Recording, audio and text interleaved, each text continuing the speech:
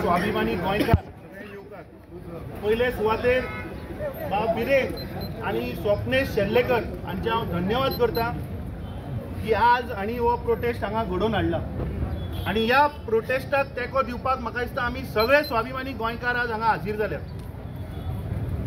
जेन्नाच्यान हो भ्रश जुमला पार्टीचो सरकार जेन्नाच्यान आयला तेन्नाच्यान ह्या सरकारान फक्त गोंयकाराचे जागे भाटां बेसां विकपाचो एक प्रयत्न केला।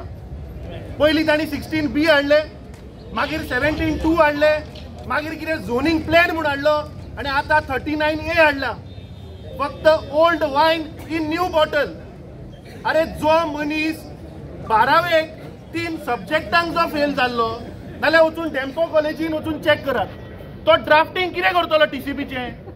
हे सगळे TCPचे ड्राफ्टिंग जाता दिल्ली, हे सगळे दिल्लीकार जे आहा आणि थोडे आंध्राचे लोक आता शामील झाले म्हणून आमकां कळटा, ते थंय बसून हे TCPचे ड्राफ्टिंग करता।